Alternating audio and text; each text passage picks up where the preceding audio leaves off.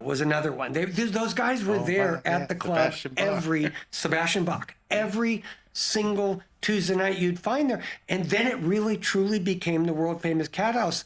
And I was always at the front door, generally speaking. I was running the front door, running the security, and you know, and stuff. And so I would see who would come in and who would leave, and walk, you know, throughout the club. But it became, I'd meet people. They were coming from Germany and Japan and France, coming to Los Angeles for one reason and one reason only. They wanted to go to the Cat House because it was a place That's awesome, where man. you could find yourself standing next to Axl or whomever, drinking a beer or on the dance floor. Going back to what you're saying about the crowd, the crowd was pure, unadulterated 80s debauchery. This was by the 88, 89. Yeah, I mean, that's what it was. And it became, that's what was great about the club. You could be Tom Zutaut, or you could be, you know, an executive from A&M Records and walk in a business suit, standing next to some... Did Geffen ever come in? No, I worked for Geffen, so I would have known.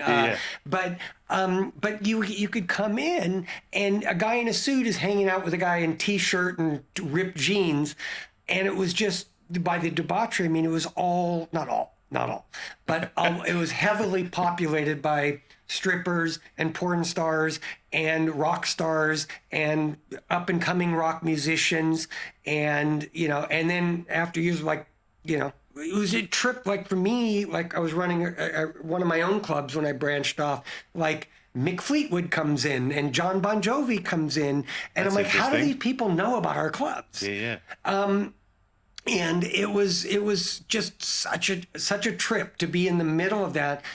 But my point about the new wave music, what I witnessed kind of from a ground zero, Cat House became ground zero of the rock scene, certainly in Los Angeles, and it became so international. Like hair bands. The hair bands. Yeah, exactly. Glam rock.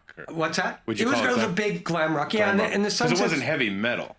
No, Sunset Strip, you know, again, like Blackie, Wasp, right? Yeah. They were playing more the heavy metal scene, more on Sunset Boulevard.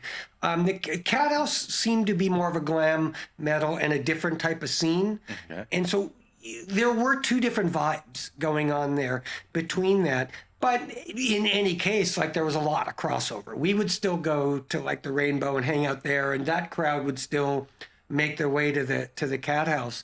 But it was the scene where, like, if you wanted to see all those bands, and those stars, you'd go to the Cat House. But my first row seat, I've always felt, and to this day I feel this, that Guns N' Roses was so culturally significant because we were doing all the dance clubs, right? Again, with all the new wave and you know, whatever you call the Go-Go's. I mean, they were technically punk, right? But they were more of kind of a new wave style, or became associated with that. And it all came crashing down with Guns N' Roses. Suddenly, that scene seemed to be dead.